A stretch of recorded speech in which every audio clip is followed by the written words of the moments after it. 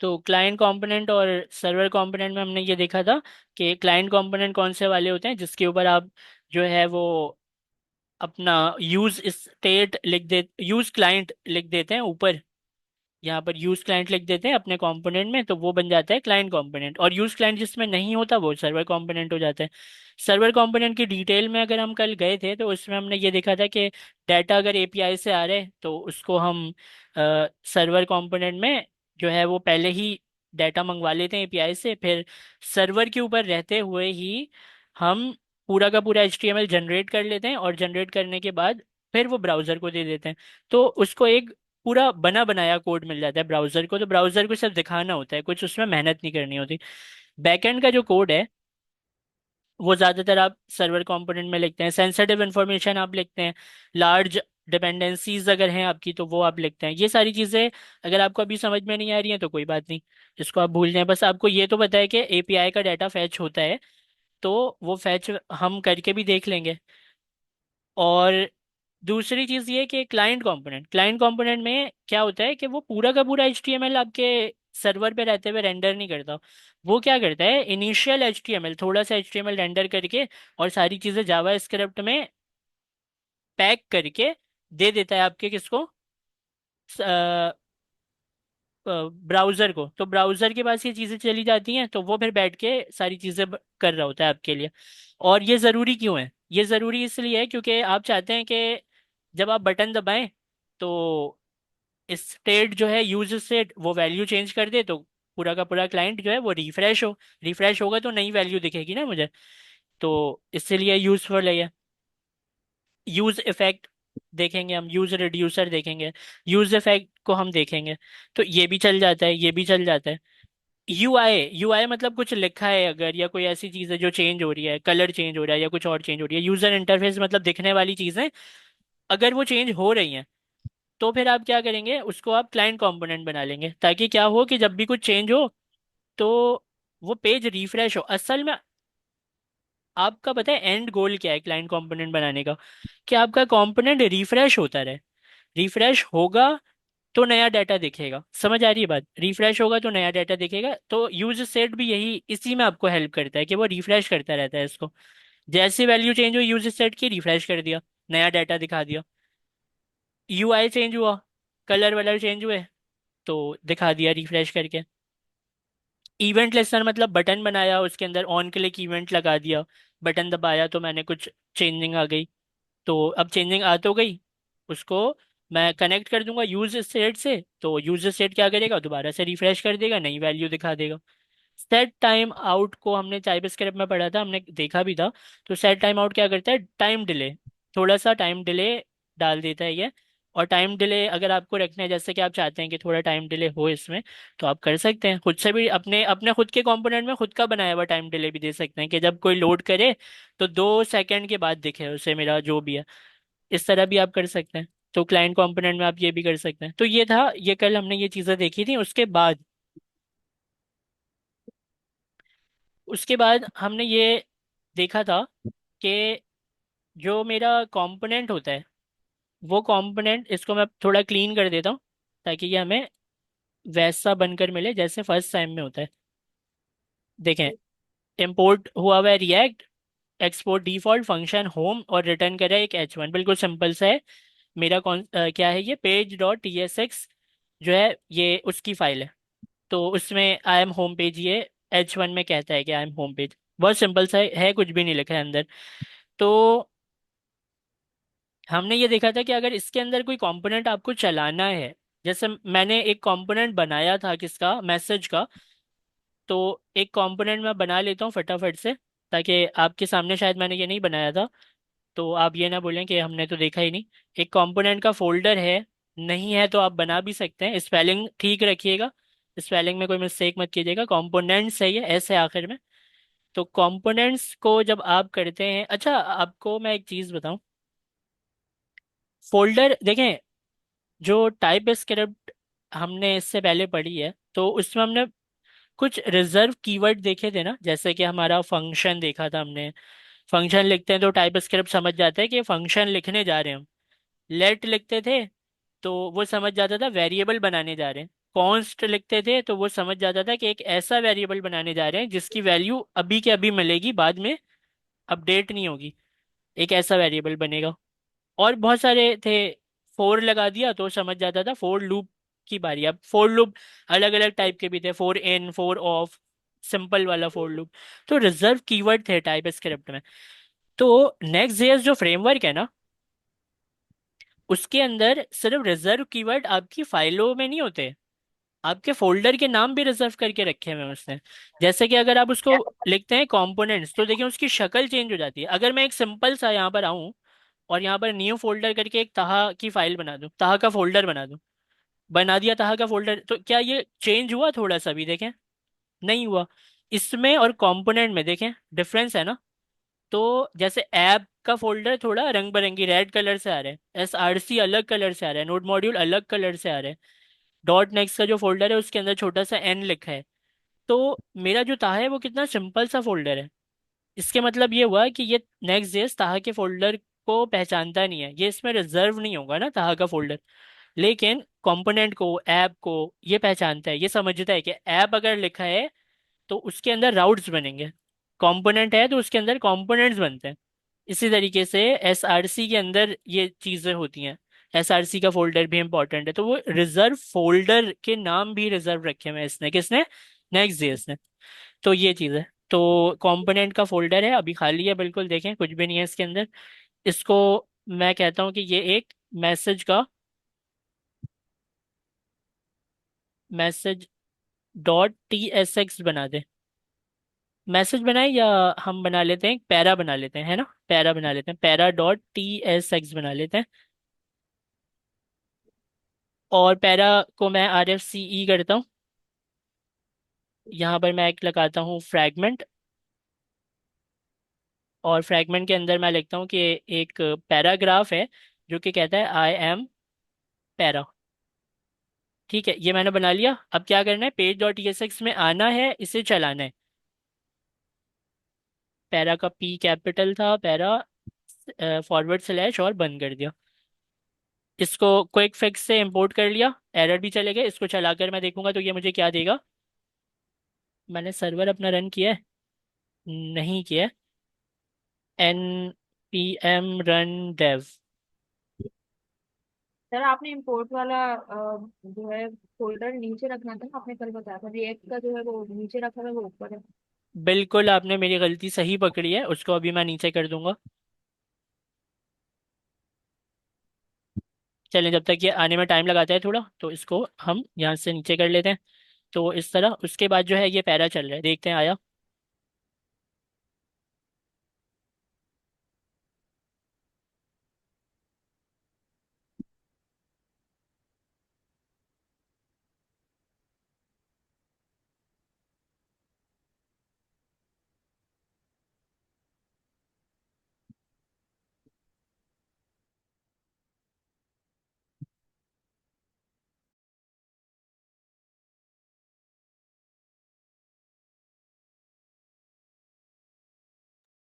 जी आप देखें, खुद भी ट्राई कर सकते हैं।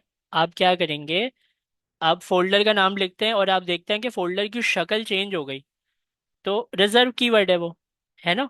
और फोल्डर की शक्ल अगर चेंज नहीं हुई है तो वो रिजर्व नहीं है, इस तरीके से। तो ये हमें दिखा रहा है आई am home page, I am para. ये पैरा कहाँ से आ रहा है? पैरा के कंपोनेंट से आ रहा है, लेकिन चल कहाँ पर रहा है? मेरे ऐप के अंदर जो पेज डॉट टीएसएक्स है उसके अंदर चलाया मैंने, तो दिख भी रहा है मुझे यहाँ पर। ये अलग कंपोनेंट है, ये अलग कंपोनेंट है। ये वाला कौन सा कंपोनेंट है ऊपर वाला? पेज डॉट टीएसएक्स, जो ऐप के अंदर रखा है। और ये वाला, ये पैरा का कंपोनेंट है। पैरा का जो कंपोनेंट है वो चलाया है हमने पेज डॉट टीएसएक्स में, तो दिख रहा है हमें यहाँ पर। तो हमने कल ये चीज़ देखी थी कि पैरा को जब भी कोई डाटा देना हो ना, तो हम डाटा भी दे सकते हैं। कैसे दे सकते हैं? मैं यहाँ पर लिख देता हूँ name equal curly bracket double quote, उसके अंदर मैं लिख देता हूँ ताहा। अब ये मैंने क्या दिया है इसे, ये मैंने एक डाटा दिया है, इसको हम कहते हैं प्रॉब्स पास करना। डाटा देना मतलब प्रॉब्स पास करना।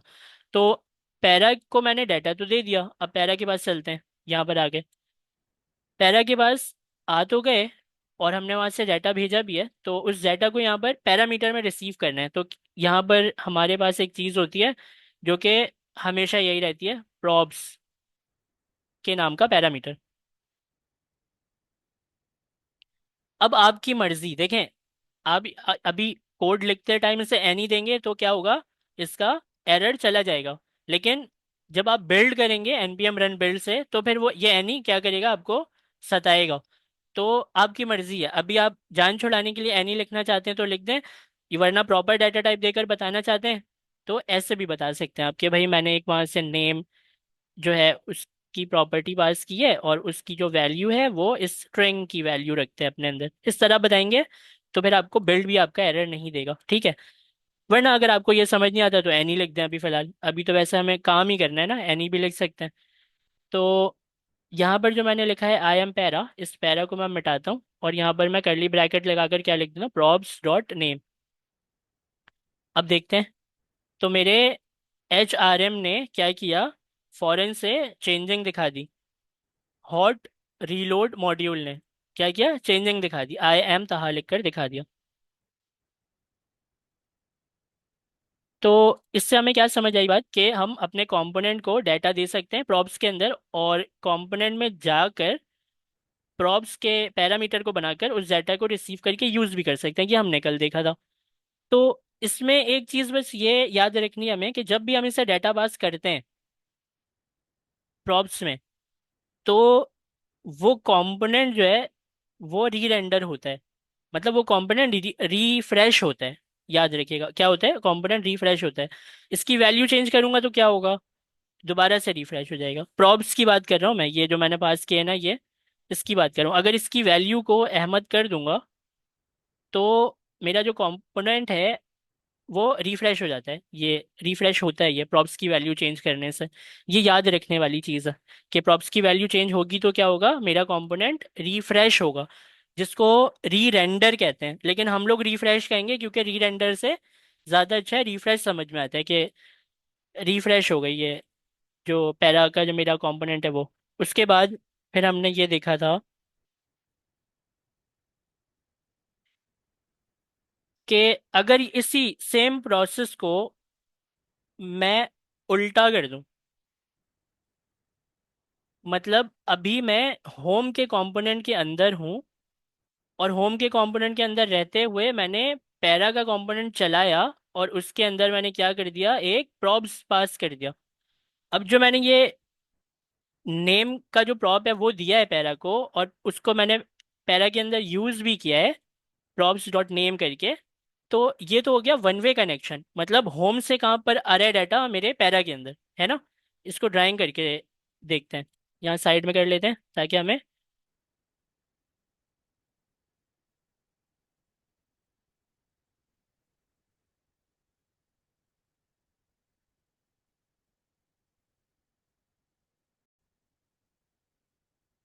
तो मैं आपको ये बता रहा था कि होम के कंपोनेंट के से हमने क्या किया है, एक पैरा को चलाया है, होम के कंपोनेंट से पैरा को चला दिया, ये किया है हमने। तो यहाँ पर मैं ये कह रहा हूँ कि जो होम का मेरा कंपोनेंट है ना, उसने डाटा भी पास किया है एक पैरा को प्रॉब्स के जरिए।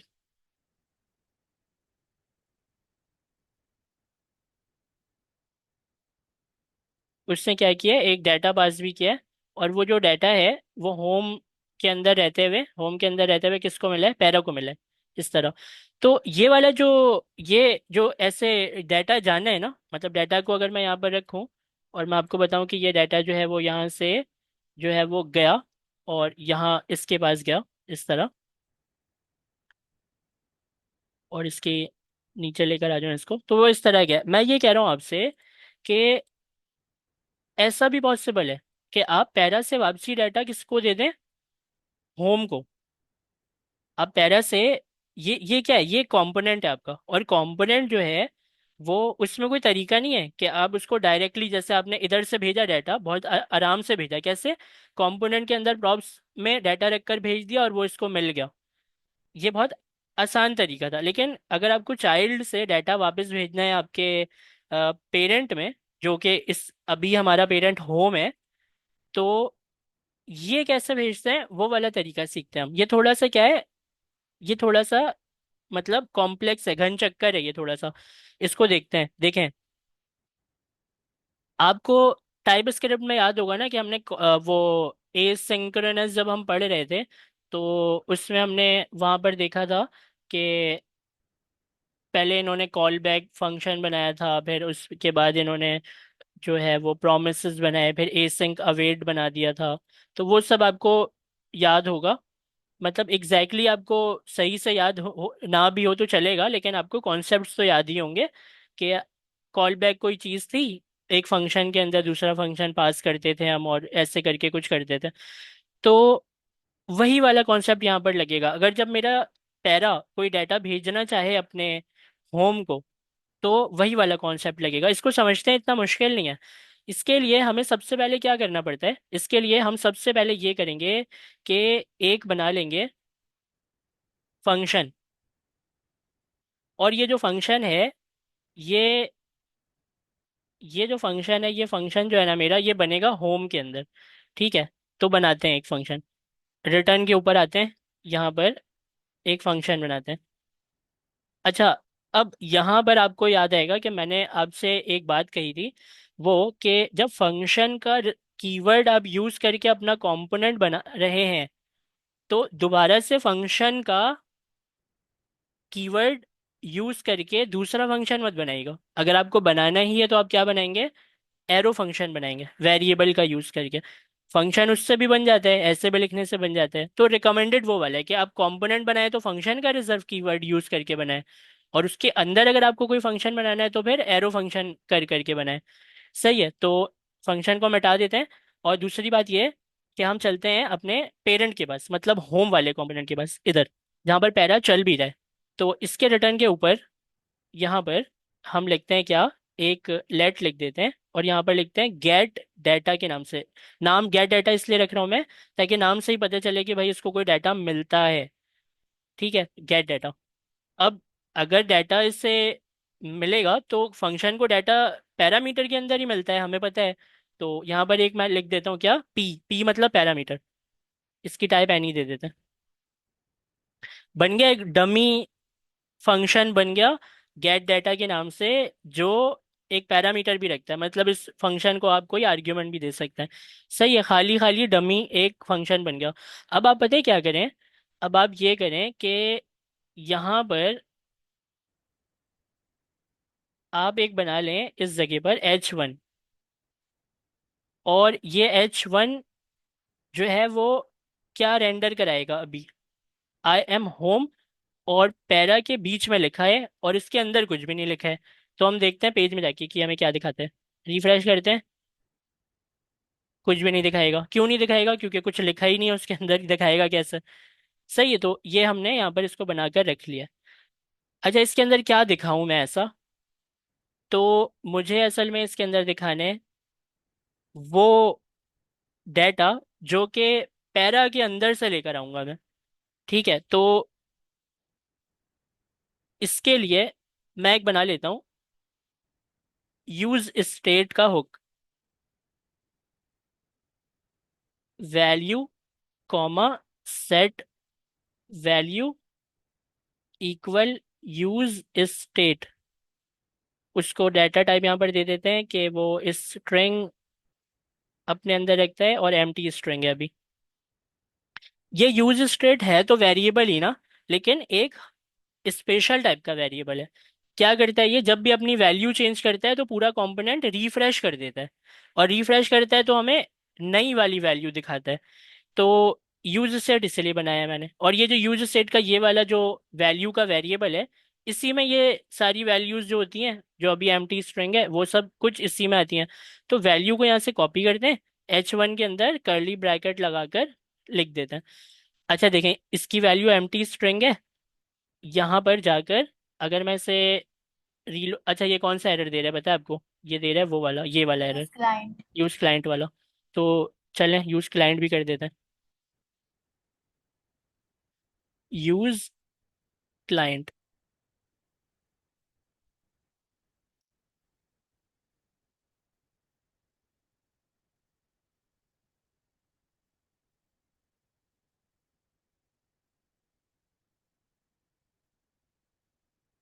मेरे ख्याल से मुझे अपना सर्वर बंद करके दोबारा चलाना पड़ेगा, क्योंकि यूज़ क्लाइंट मैंने सही लिखा है ना, use client.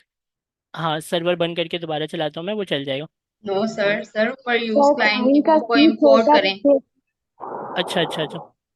Use client import करें। ठीक हो गया।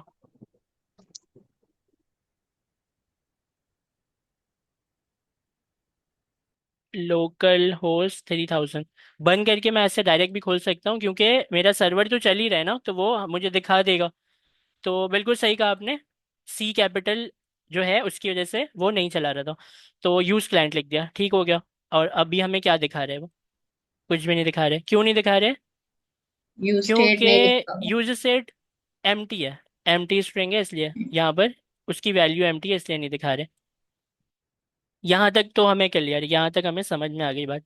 अब ये डमी फंक्शन जो बनाया है, इसका यूज करते हैं।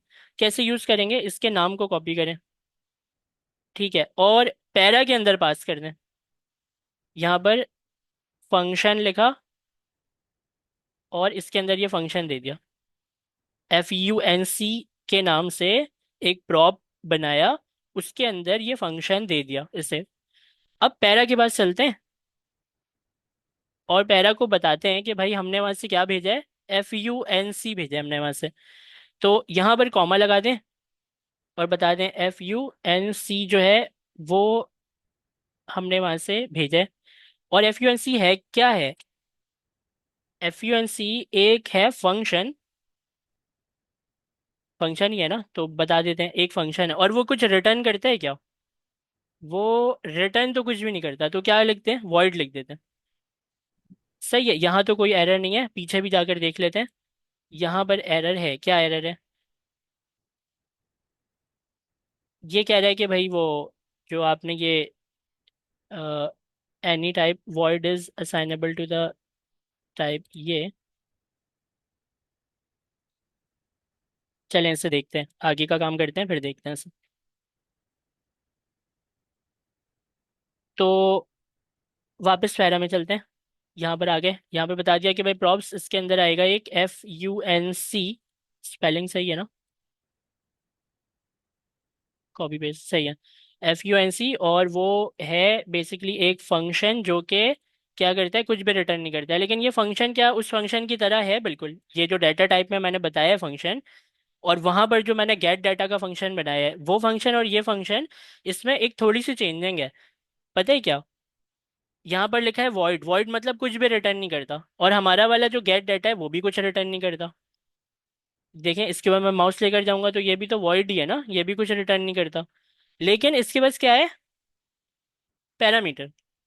और जो हमारा वाला फंक्शन है उसके बाद कोई पैरामीटर नहीं है। तो यहाँ पर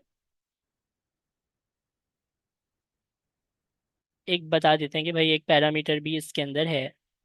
एक ऐसा फंक्शन है जो कि अब पूरा स्ट्रक्चर ही डिफाइन कर दिया मैंने कि FUNC में किस किस टाइप का फंक्शन आ रहा है, पूरा ही बता दिया। खैर, तो बता दिया, अब क्या करें, अब डायरेक्ट यूज करते हैं, टाइम ज़ाया नहीं करते। PROPS लिखते हैं, props डॉट FUNC। ठीक है, FUNC का क्या करना है, चला देना है इसे यहाँ से। चला दिया, और क्या करें इसमें, मैसेज देते हैं, किसे क्या देते हैं, hello parent component. Hello parent component सही है, ये हेलो कौन बोल रहा है, चाइल्ड बोल रहा है उसे। अब आप थोड़ा सा समझिएगा ऐसा, ये जो प्रॉप्स है ना, प्रॉप्स डॉट FUNC, ये बेसिकली अपने पेज डॉट TSX में पैरा के अंदर एक प्रॉप की शक्ल में क्या ला रहा है, गेट डाटा वाला फंक्शन। और ये जो गेट डाटा वाला फंक्शन है, ये आपसे क्या मांगता है, एक पैरामीटर। अब ये जो गेट डाटा वाला फंक्शन है जो कि एक पैरामीटर भी मांगता है आपसे, जब आपने ये फंक्शन पास कर दिया अपने पैरा को, और पैरा में अगर हम चलें तो आपने इसको यहाँ से रिसीव भी कर लिया अपने प्रॉप्स के अंदर, ये यहाँ पर, और इसको आपने यूज भी कर लिया और इसको एक मैसेज भी दे दिया कि हेलो पेरेंट कंपोनेंट, यहाँ पर पूरा लिख देते हैं, आई एम योर चाइल्ड, बस सही है। ठीक है, hello parent component I am your child, ठीक है, ये एक मैसेज भी दे दिया। अब ये फंक्शन जब चल रहा है तो एक्चुअल में ये कौन सा फंक्शन चला रहे हैं? ये पेरेंट वाला, ये वाला फंक्शन चला रहे हैं। बन रही है लॉजिक आपके माइंड में कि इसको घुमा फिरा के इस फंक्शन को इस पैरा के कंपोनेंट में भेजा, चलाया, मैसेज दे दिया एज अ आर्ग्यूमेंट, और जब चलाया तो चला कहाँ पर? पेरेंट के अंदर ये वाला चला। अब जब ये वाला चला तो इसके अंदर जो ये पैरामीटर है उसमें वो मैसेज आएगा। अब वो मैसेज समझे आपके पास किस में आ गया? पी के अंदर। पी के अंदर आपके पास वो मैसेज आ गया। अब इस पी का क्या करें? इस पी की वैल्यू आ तो गई, लेकिन मुझे इस पी की वैल्यू को यहाँ पर दिखाना है। और ये क्या है वैल्यू? ये है मेरे यूज सेट का वेरिएबल, और यूज सेट की वैल्यू अभी क्या है? Empty string. और इसकी वैल्यू चेंज करता कौन है? सेट वैल्यू वाला फंक्शन। तो अगर मैं यहाँ पर कुछ ना करके सिर्फ ये लिख दूं ना कि सेट वैल्यू पी को, पी की वैल्यू सेट कर देना यूज सेट में, तो इससे दो काम हो जाएंगे। यूज सेट से ना मैं एक ही वक्त में दो काम ले लूंगा, पता है क्या? एक तो जो ये सेट वैल्यू वाला फंक्शन है इसका, ये इसकी वैल्यू को चेंज करके क्या कर देगा? जो पी में मैसेज आ रहा है, पी का मैसेज क्या था? Hello parent component I am your child, वो इसमें आ रहा है, वो किसको दे देगा? यहाँ एम्प्टी स्ट्रिंग की जगह पर रख देगा। और जैसे ही वैल्यू चेंज होगी तो क्या होगा? पूरा का पूरा कंपोनेंट भी ये क्या कर देगा? रिफ्रेश कर देगा। तो रिफ्रेश करेगा तो ये H1 भी तो रिफ्रेश हो जाएगा ना, ये भी तो कंपोनेंट के अंदर ही है। तो ये वाली वैल्यू हमें क्या दिखाएगी? Hello parent I am your child. Message हमने भेजा चाइल्ड के पैरा से, रिसीव हुआ पेरेंट वाले फंक्शन में। पेरेंट वाले फंक्शन में हमने थोड़ी सी जुगाड़ लगा ली। क्या किया? यूज सेट की मदद से वैल्यू चेंज करके वैल्यू भी चेंज की और इसको भी रिफ्रेश कर लिया। तो दोनों काम जब हमने किए तो नई वाली वैल्यू दिखेगी। चलते हैं यहाँ पर, बहुत बातें कर ली, यहाँ पर देखते हैं। देखें, hello parent component I am your child. अब देखें, ये जो ये है ना, hello parent component I am your child, ये चला कहाँ से? चला ये यहाँ H1 से चला, आपके होम वाले page dot T S x है ना, ये page dot T S x है, यहाँ से चला। इसको वैल्यू कहाँ से मिली? यूज सेट के वेरिएबल से। और यूज सेट में जो ये सेट वैल्यू है, इसने चेंज की वैल्यू इसकी एम्प्टी स्ट्रिंग से hello parent component I am your child, set value ने चेंज कर दी। और वो हमें मैसेज किस किस में मिला? इस फंक्शन के पैरामीटर में। तो हमें सिंपल क्या करना था? यही करना था, सेट वैल्यू लिख के उसके ब्रैकेट में बस ये पी देना था। और इस पी को वैल्यू कहाँ से मिल रही है? गेट डाटा से मिल रही है। ये गेट डाटा हमने यहाँ पर पास किया है। और अगर हम जाएं पैरा के कंपोनेंट में, तो ये जो पैरा का कंपोनेंट है उसके अंदर हमने इसको रिसीव किया, इस फंक्शन को यहाँ से चलाया उस फंक्शन को, और आर्ग्यूमेंट भी दे दिया। बहुत ही ज़्यादा घुमा फिरा के हमने काम किया है, लेकिन ये चीज़ हमें समझ में आई। और हमने अभी देखा कि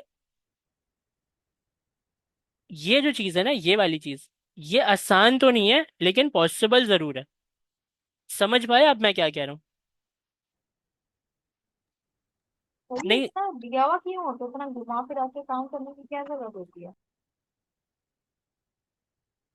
सही है, तो ये चीज़ हमें समझ में आ गई।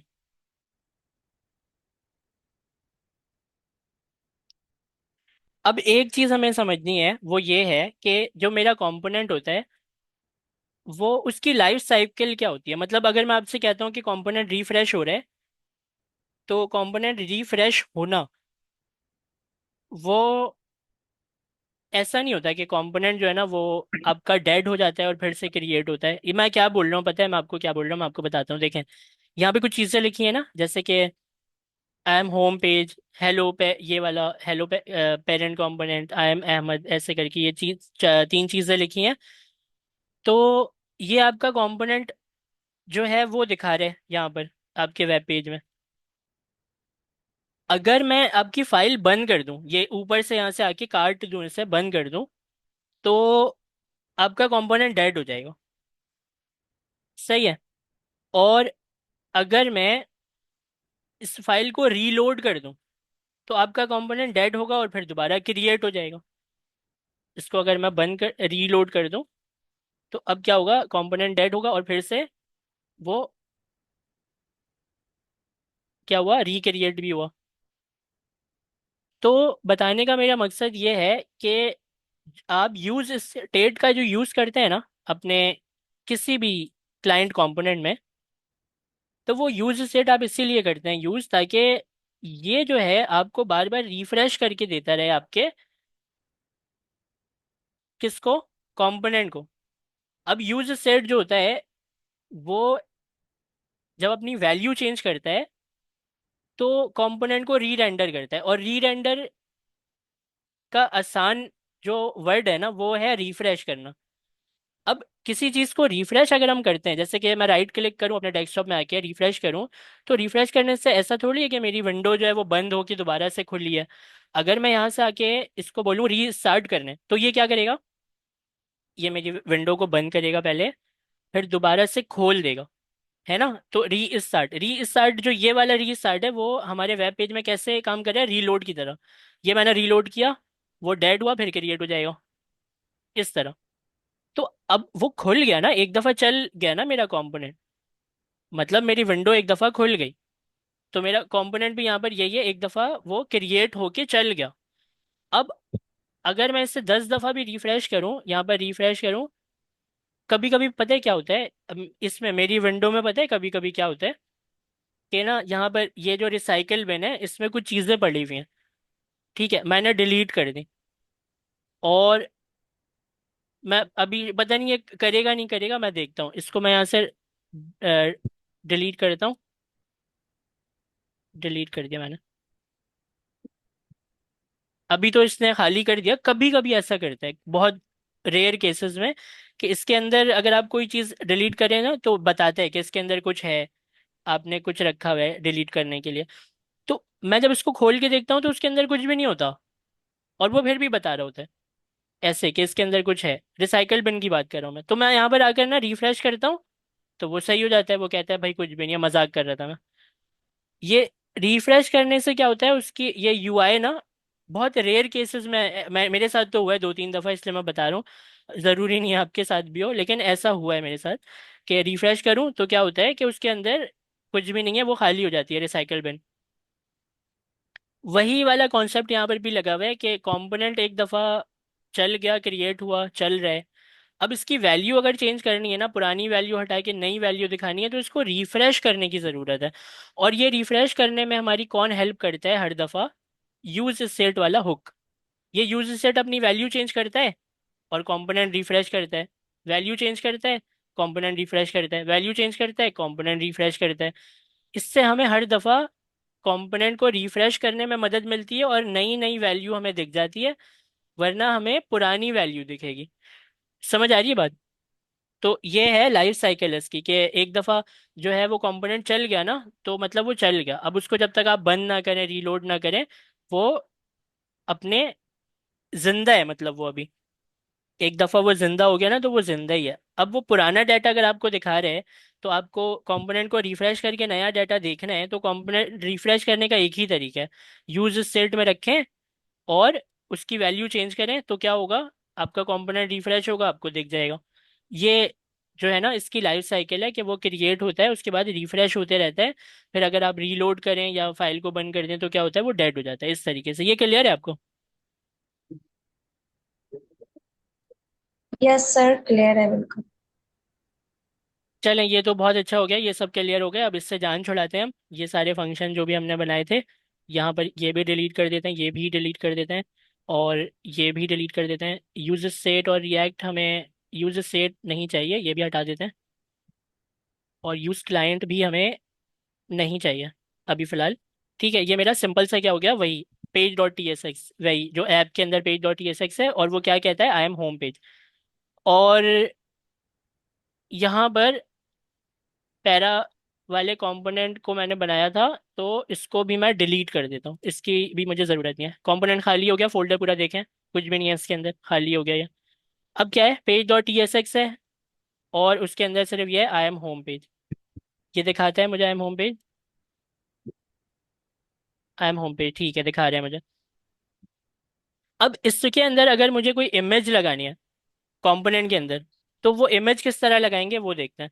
देखिए, इमेज लगाने के ना दो तरीके हैं, एक है आसान वाला, एक है मुश्किल वाला। आसान वाला तरीका क्या है कि आप अपने, उसको पहले देखते हैं आसान वाले तरीके को। इमेज जो है ना, आप सबसे पहले आप ये याद रखें कि आई एम जी के टैग को यूज नहीं करना। आपको यहाँ पर आई एम जी का टैग यूज नहीं करना है। आपको क्या यूज करना है, इसके नेक्स्ट जेएस का एक अपना बनाया हुआ इमेज का टैग है, उसका अपना एक बनाया हुआ इमेज का टैग है, वो यूज करना है। और उसका जो इमेज का टैग है वो शुरू होता है कैपिटल आई से, आई।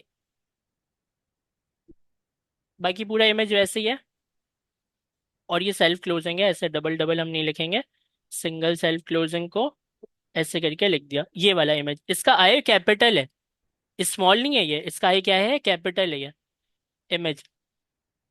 अब ये किसका बनाया हुआ टैग है, नेक्स्ट जेएस का बनाया हुआ टैग है। और नेक्स्ट जेएस का जो ये बनाया हुआ टैग है, अगर आपको ये यूज करना है, और करना ही है आपको यूज, क्योंकि आईएमजी नहीं यूज करना, आईएमजी की जगह हम ये यूज कर रहे हैं, तो इसको अगर यूज करना है तो आपको ये इंपोर्ट भी कराना है। तो आप कैसे लिखेंगे इंपोर्ट इसका, आप लिखते हैं इंपोर्ट, और यहाँ पर आप लिखेंगे कि इमेज, छोटा आई नहीं लिखूंगा मैं, बड़ा लिखूंगा, इमेज फ्रॉम, डबल कोट में यहाँ पर लिखूंगा next, next slash forward slash, मतलब इमेज, इमेज छोटा भी लिखते हैं आप यहाँ पर। तो ये मैंने कर लिया इंपोर्ट, अब मैंने इंपोर्ट कर लिया। अब मैं इमेज को यहाँ पर क्या दे सकता हूँ, एट्रीब्यूट। भाई देखे ना, जो पुराना वाला मेरा इमेज का टैग था, मैं अगर यहाँ पर आपको बनाकर दिखाऊं आई एम जी, तो उसमें भी तो, इसमें भी तो आप देते थे ना एट्रीब्यूट, एसआरसी का एट्रीब्यूट, ऑल्टरनेट, ये सब तो देते थे ना, इसके अंदर भी है वो। ठीक है, इसको डिलीट कर देता।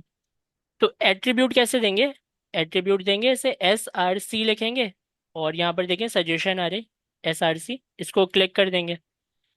अब एस आर सी के अंदर हमें क्या बताना है, अपने पिक्चर की लोकेशन बतानी है कि पिक्चर कहाँ रखी हुई है। तो बता, अभी मेरे पास कोई पिक्चर वैसे है नहीं, पिक्चर को मैं लेकर आता हूँ। पिक्चर है मेरे पास यहाँ पर, तो इस पिक्चर को मैं कॉपी कर लेता हूँ, और इस पिक्चर को मैं कहाँ रखूँ, सारी फाइलें बंद करते हैं। देखें, पिक्चर को मैंने कॉपी तो कर लिया, लेकिन रखना कैसा है वो मैं आपको बता रहा हूँ। तो यहाँ पर आकर, इस जगह पर आकर, यहाँ पर आप राइट क्लिक करें, न्यू फोल्डर लें, यहाँ पर आप लिखें पब्लिक।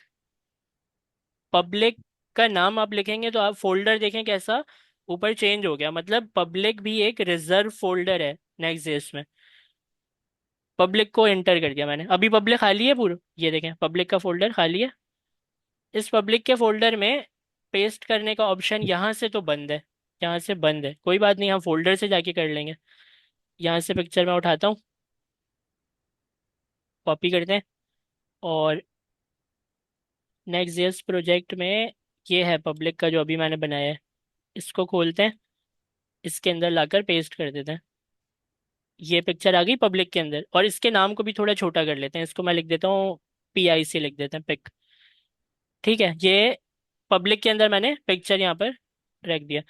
अब SRC में आपको ये लोकेशन बतानी है, तो कैसे बताएंगे आप यहाँ पर बताएंगे कि SRC में फॉरवर्ड स्लैश, ये जो फॉरवर्ड स्लैश है ना, ये कोई सिंपल फॉरवर्ड स्लैश नहीं है, ये समझ जाता है खुद से कि आप पब्लिक के फोल्डर की बात कर रहे हैं। फॉरवर्ड स्लैश लगाने का मतलब आप पहुंच गए किसके अंदर, खुद ब खुद पब्लिक के फोल्डर में।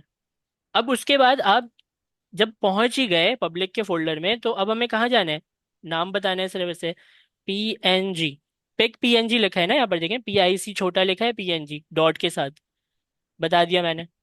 SRC में फॉरवर्ड स्लैश के मतलब क्या होता है, वो खुद ही समझ जाता है कि पब्लिक के फोल्डर की बात हो रही है और उसके अंदर फाइल रखी है कौन सी, PIC PNG।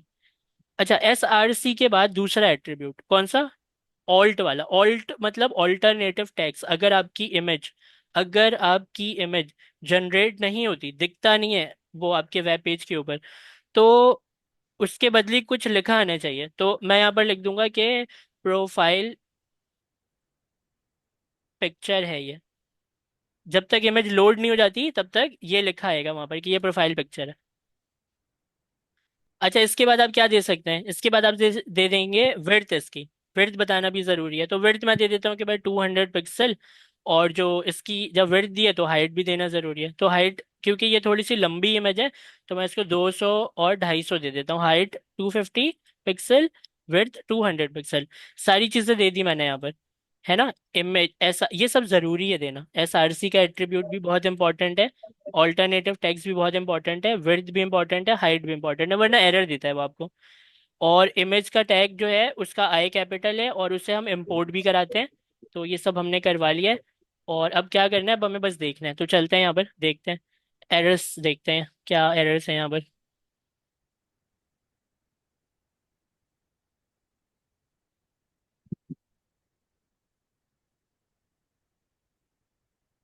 ये एक दफ़ा लोड हो जाए, उसके बाद का फिर एरर अगर कोई आता है तो वो वाला एरर देखते हैं।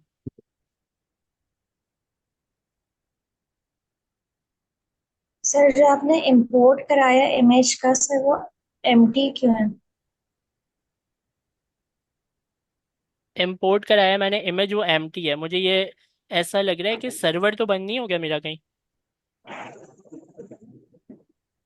सर्वर तो चल रहा है। चलें, इसको लोड होने दें पहले। इसको पहले लोड होने दें, फिर हमें पता चलेगी कहानी।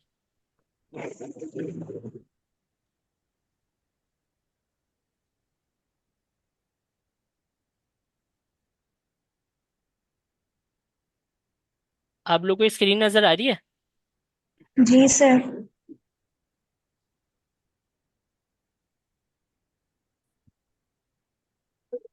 बहुत ज़्यादा देखें, बहुत ज़्यादा टाइम लगा रहे हैं। इसको मैं बंद करता हूँ और मैं आ जाता हूँ अपने इसमें, क्या कहते हैं, सर्वर में। सर्वर को बंद करता हूँ मैं, और बंद करने के बाद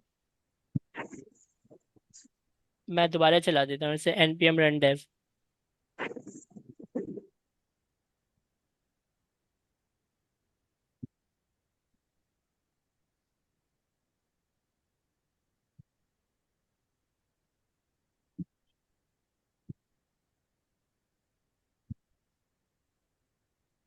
कंपाइलिंग,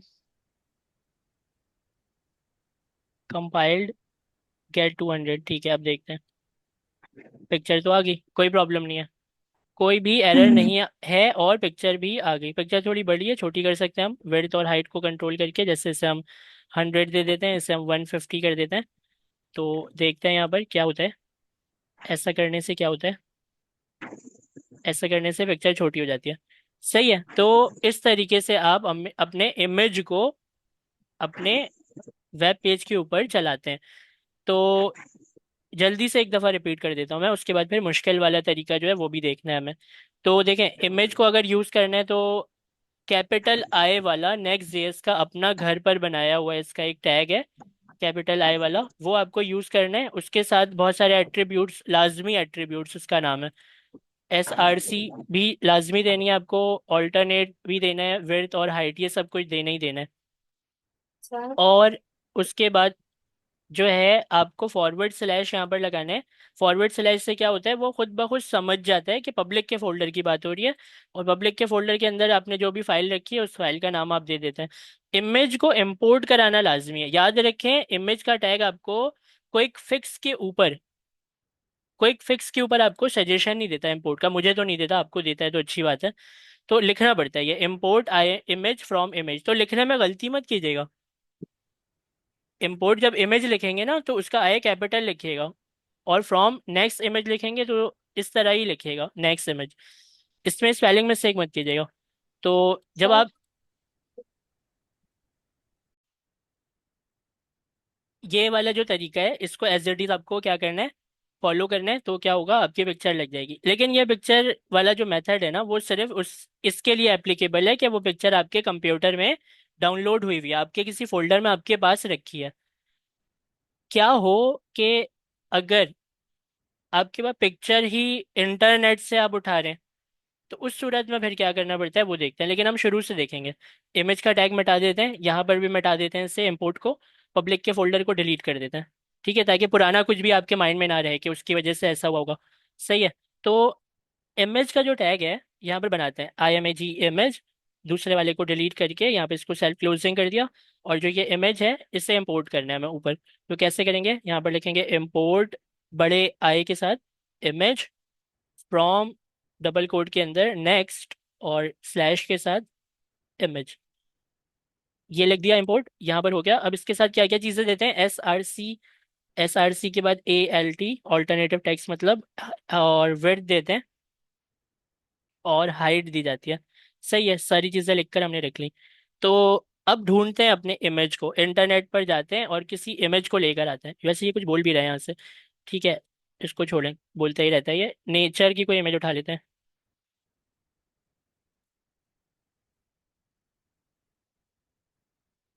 मेरे पास एक और उससे भी अच्छी इमेज हम यहाँ पर लगा सकते हैं। देखें, ये वाली इमेज हम लगा लेते हैं।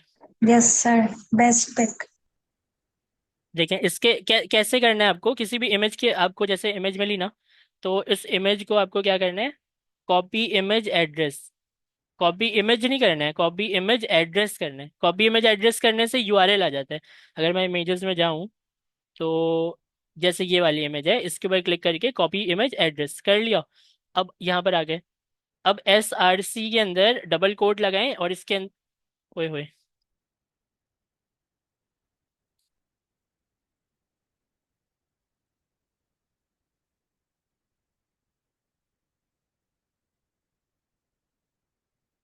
सर आप उसको ओपन करके फिर करें ना, फिर छोटा आएगा। हाँ ओपन करके करता है। तो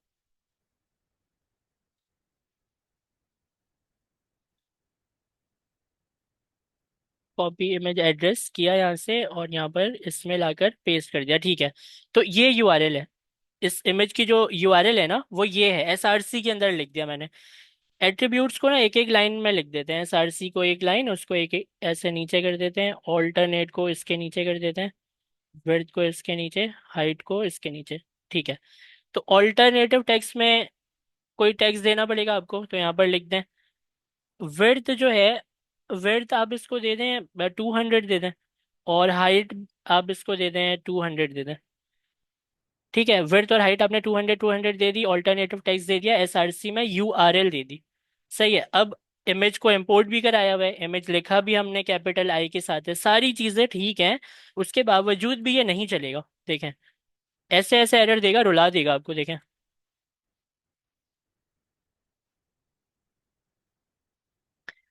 इनवैलिड SRC प्रॉप, यहाँ पर देखें ये कह रहा है कि HTTP ये, और उसके बाद कह रहा है कि होस्ट नेम जो है is not configure under image in your next, और ये मतलब जो कह रहे हैं ना, ये इसमें सबसे इम्पोर्टेंट क्या है, ये वाली चीज़, नेक्स्ट config.js, ये एक फाइल है, आपके फाइल में बनी हुई है। ये फाइल दिखाता हूँ मैं, ये वाली जो फाइल है ना, देखें नेक्स्ट कॉन्फ़िग, ये वाली, ये वही उसी फाइल की बात कर रही है। तो ये कहता है कि नेक्स्ट कॉन्फ़िग जेएस के अंदर आपने होस्ट नेम जो है वो डिफाइन नहीं किया, आप उसके अंदर होस्ट नेम डिफाइन करें। तो ये जो नेक्स्ट कॉन्फ़िग डॉट जेएस की फाइल है, वो है ये वाली file next config dot JS वाली। इसको क्लिक करता हूँ मैं, तो इसके अंदर देखें यहाँ पर ये कुछ चीज़ें लिखी हैं। ये वाला जो ऑब्जेक्ट है ना नेक्स्ट कॉन्फ़िग का, ये जो ऑब्जेक्ट है, इसको ओपन करें। अब इसको ओपन करने के बाद ये आपको याद रखना पड़ेगा, यहाँ पर आपको क्या लिखना है, इमेज, इमेजेस है बेसिकली, वो इमेज नहीं है। इमेज क्या है, नेक्स्ट कॉन्फ़िग के ऑब्जेक्ट की एक प्रॉपर्टी है इमेज। और ये ये खुद भी एक ऑब्जेक्ट ही है। इमेज एक ऐसी प्रॉपर्टी है जो कि एक ऑब्जेक्ट है।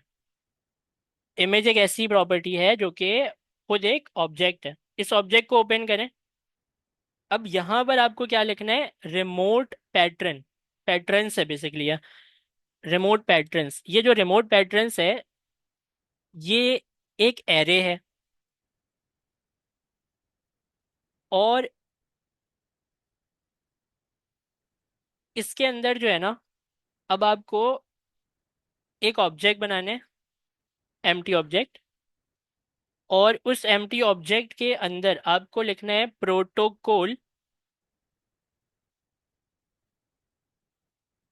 ये स्ट्रिंग की वैल्यू है प्रोटोकॉल, और कॉमा लगाकर दूसरी प्रॉपर्टी आप क्या लिखेंगे, होस्ट नेम। ये आपको लिखना पड़ता है, ये याद करना पड़ेगा कि इमेज पहले लिखना है, इमेज एक ऑब्जेक्ट है। देखें, अगर मैं इसको कॉपी करके ऐसे कंट्रोल जेड कर करके दिखाऊं ना आपको, तो आपने लिखा होस्ट नेम, फिर होस्ट नेम क्या थी, प्रॉपर्टी थी, और पहली प्रॉपर्टी क्या थी, प्रोटोकॉल। ये दोनों किसके अंदर है, एक ऑब्जेक्ट के अंदर है, और वो ऑब्जेक्ट किसके अंदर है, एक एरे के अंदर है। और वो एरे बेसिकली ये रिमोट पैटर्न है, और ये रिमोट पैटर्न किसके अंदर था, ये था इमेज वाले ऑब्जेक्ट के करली ब्रैकेट के अंदर। और यहाँ पर इमेजेस हमें लिखना पड़ती है, तो ये इमेजेस हमें लिखना पड़ी, उसके बाद उसकी ओरिजिनल हालत जो थी वो ऐसे थी, इस तरह थी। तो इसको आप ओपन करें और पेस्ट कर दें, ये सब आपने लिखा है। अब ये जो दो चीज़ें आपने लिखी है ना, प्रोटोकॉल और होस्ट नेम, ये आपको आपके एरर में से मिल जाएगा। प्रोटोकॉल के मतलब होता है ये HTTPS या HTTP, दो ही चीज़ें होती हैं। और अगर आप इसके अंदर जाकर कंट्रोल स्पेस प्रेस करें, तो वैसे भी आपको दोनों में से दोनों ही सजेशन देता है, बोलता है या तो HTTP होगा या HTTPS है। तो हमारा वाला कौन सा है, HTTPS है। तो यहाँ पर प्रोटोकॉल में आके आप क्या लिखते हैं, HTTPS। अब ये होस्ट नेम कहाँ से मिलेगा, वो भी एरर से ही मिलेगा। होस्ट नेम को फॉलो करते हुए आए, होस्ट नेम यहाँ पर देखें, डबल कोट में बता रहे हैं ना, indianexpress.com। इसको कॉपी करें, डबल कोट के अंदर वाली चीज को, होस्ट नेम को, और यहाँ पर लाकर पेस्ट कर दें। ये चीजें आपने कर दी।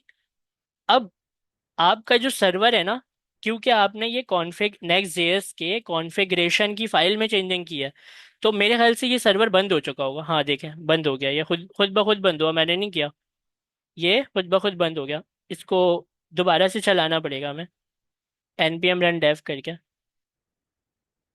npm रन डेव कर दें, और लोकल होस्ट के ऊपर क्लिक करें। ये ओपन यहाँ पर इसने कर दिया, पुराने वाले को बंद कर देते हैं। ये ओपन कर रहा है अभी।